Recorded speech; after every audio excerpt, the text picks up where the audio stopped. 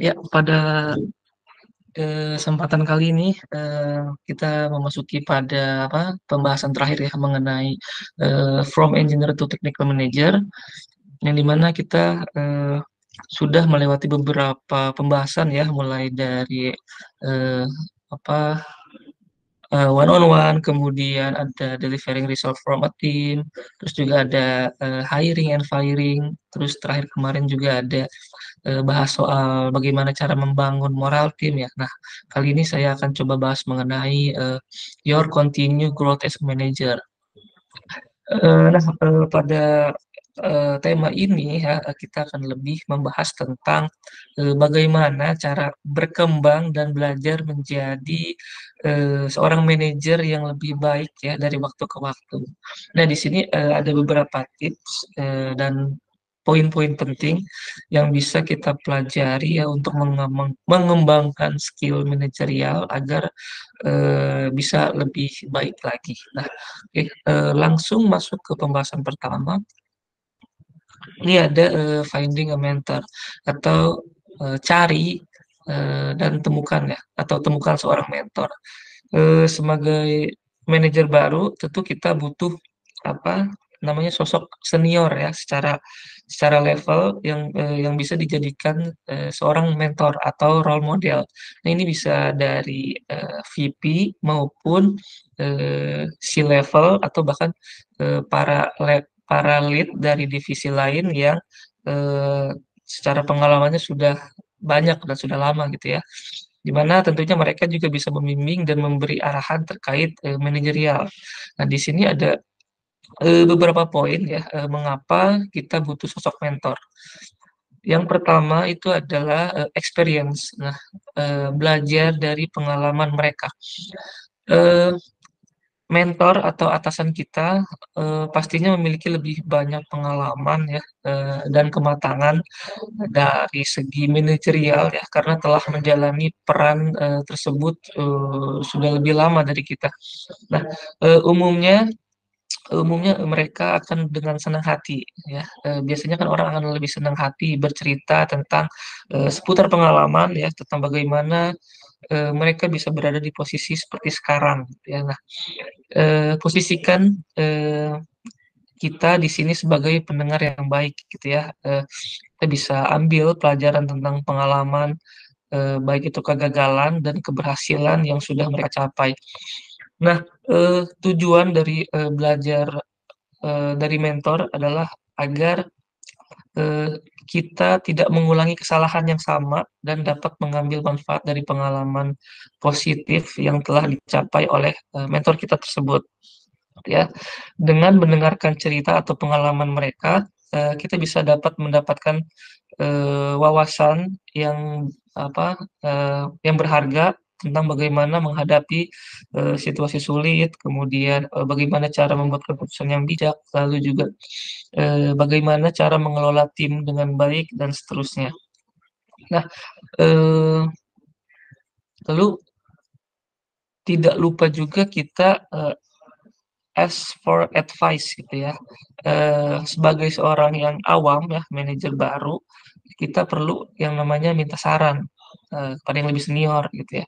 Nah, bagaimana kita perlu mendapatkan masukan atau nasihat manajerial sesuai dengan pengalaman beliau selama ini.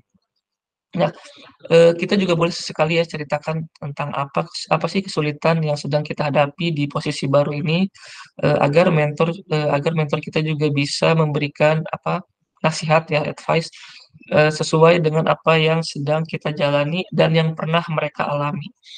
Nah, baik itu tentang cara mengelola tim, kemudian cara problem solving, lalu juga cara delegasi dan sebagainya.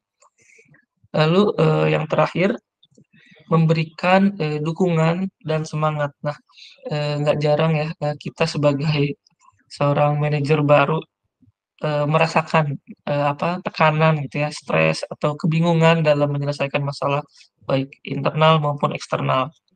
Nah, dalam konteks ini seorang mentor juga bisa kita anggap ya sebagai seorang teman yang yang bisa memberikan kita dukunganlah, eee, mendengarkan keluh kesah kita dan memberikan, semangat agar, kita sebagai manajer baru bisa lebih baik, bisa lebih maju lagi.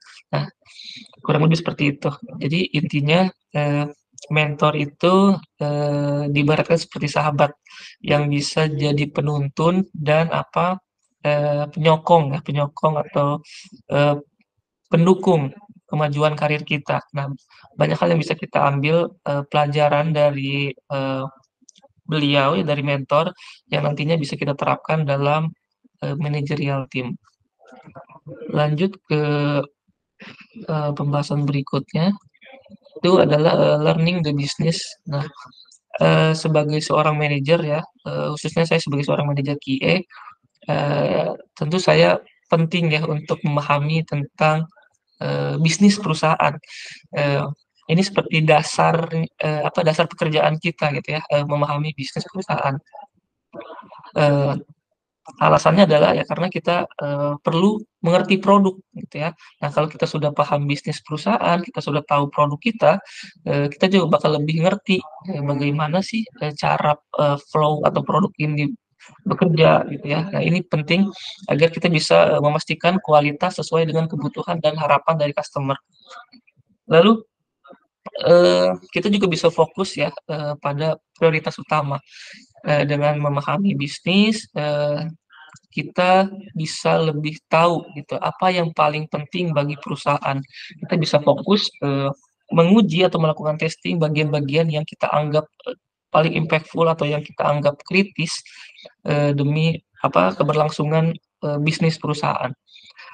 Lalu, eee, kita juga bisa berbicara atau komunikasi dengan, tim yang non teknis gitu ya. Saat kita ada meeting atau, membicarakan masalah, sesuatu kepada, eee, divisi lain di luar tim engineering gitu ya. Nah, eee, kita perlu berbicara bahasa yang bisa dimengerti oleh semua orang gitu ya, paham bisnis, bisa bantu kita jadi lebih efektif dalam berkomunikasi. Lalu, kita juga bisa apa, eee, berkontribusi ya, dalam, melakukan inovasi atau, peningkatan peningkatan, produk.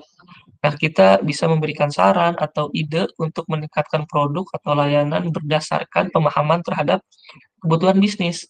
Nah, dengan memahami bisnis, kita bisa membantu berkontribusi pada inovasi dan peningkatan yang membawa perusahaan ke level berikutnya, kurang lebih seperti itu. Jadi, intinya dengan memahami bisnis perusahaan, bisa membuka pintu ya untuk kita memberikan kontribusi yang lebih besar dan efektif sebagai seorang manajer.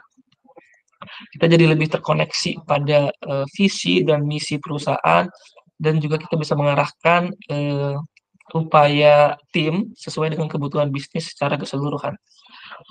Oke, selanjutnya, building relationship. Nah, selain tadi memahami bisnis, kita juga perlu, membangun, hubungan yang baik ya dengan, divisi lain.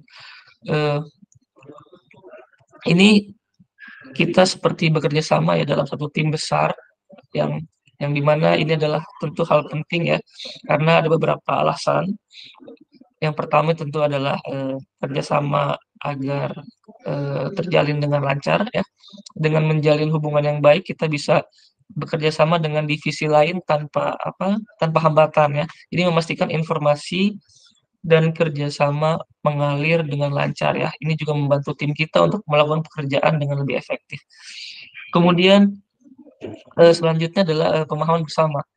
Kita perlu duduk bareng gitu ya, ngobrol bareng dengan tim lain, untuk memahami kebutuhan mereka tuh apa sih yang sesuai dengan yang bisa kita bantu gitu ya.